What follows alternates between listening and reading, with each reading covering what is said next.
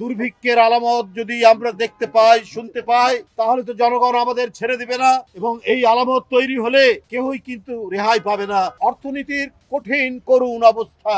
বন্ধুরা আমার, আজকে দেখুন, যদি জনগণের সরকার, জনগণ যে দলকে ক্ষমতায় নেবে, তারা থাকলে পরে প্রতিটি পদে পদে জনগণের কাছে জবাবদিহি করতে হয়। সেই জবাবদিহিতা নেই। অন্তর্বর্তীকালীন সরকারও আমরা মনে করি জনসমর্থিত, কারণ সমস্ত রাজনৈতিক দল আওয়ামী লীগ ছাড়া, আর আওয়ামী লীগের কয়েকটি দোসর ছাড়া সবাই সমর্থন করেছে। ডক্টর ইউনূস সাহেবকে সবাই সমর্থন করে যাচ্ছি আমরা। কিন্তু এটাও তো ঠিক, দুর্ভিক্ষের আলামত যদি আমরা দেখতে পাই, শুনতে পাই, তাহলে তো জনগণ আমাদের ছেড়ে দিবে না।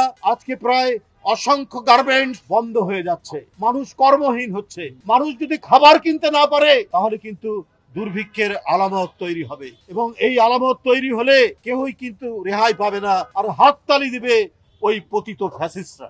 এই কারণে এই জিনিসগুলোও দেখুন, কেন আমরা বারবার বলেছি দলের পক্ষ থেকে, যে দোসররা ব্যাংকের হাজার কোটি টাকা মেরে বিদেশে পাচার করেছে, আর নামমাত্র কিছু প্রতিষ্ঠান, এই প্রতিষ্ঠান সরকার ইচ্ছা করলে সেখানে প্রশাসক নিয়োগ করে সেই প্রতিষ্ঠানগুলো চালাতে পারে। গার্মেন্টস গুলো যাতে বন্ধ না হয়, সেই গার্মেন্টস গুলো আপনারা সরকার এটাকে টেক ওভার করতে পারেন নানাভাবে। দোসরদেরকে, তারা যদি থেকে থাকে তাদের বিচার করুন, কিন্তু কোনো যেখানে শ্রম ঘন যে প্রতিষ্ঠান, যে কলকারখানা, সেটা যেন বন্ধ না হয়। কারণ অর্থনীতির কঠিন করুণ অবস্থা, এটা শুধু মুখের কথা নয়। সামনে সেপ্টেম্বর অক্টোবর মাসে দুর্ভিক্ষ হয় কিনা, এটা এখন মানুষের মনে মনে।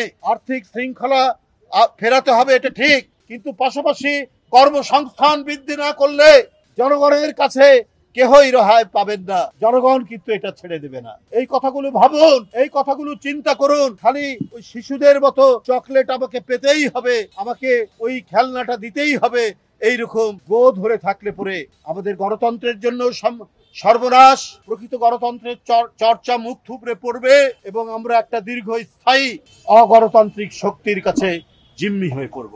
আমি শুধু এইটুকু বলতে চাই যে আজকে সবাই মিলে আমাদের প্রচেষ্টা, বিএনপির পক্ষ থেকে তো সংস্কার বিরোধী কোনো কথা বলা হয়নি, সংস্কারের পক্ষেই বলা হয়েছে। আপনারা যে সংস্কারের কথা বলছেন, এটা তো বিএনপি তার 31 দফার মধ্যে প্রায় সংস্কারের অনেক জিনিসই সেখানে প্রতিফলিত হয়েছে। জুলাই সনদের অনেক বিষয় বিএনপি গ্রহণ করেছে। আপনারা দেখেছেন যে অনেক বিষয়, প্রায় 2/3 জুলাই বিপ্লব যে সনদের কথা বলছেন গ্রহণ করে। আমরা যেটি বলেছি, জনগণের ক্ষমতা জনগণকে ফেরত দেন, এটাই সবচেয়ে বড় কাজ। এটাই তো 16 বছর শেখ হাসিনা বন্ধ করে রেখেছিলেন। এই দরজায় খিল দিয়েছেন, এই আপনার বন্ধ দরজা আমাদের এখন খুলতে হবে। সেই খোলার জন্য জনগণকে দিতে হবে, তার ফিরিয়ে দিতে হবে তার ক্ষমতা, অর্থাৎ তার মনোনীত সরকার গঠন করতে হবে। তার কাছে দাবি করুন কি সংস্কার করতে হবে, যেটা জনগণের প্রয়োজনীয়, জনগণের উপকারে লাগবে, সেই সংস্কার করুন।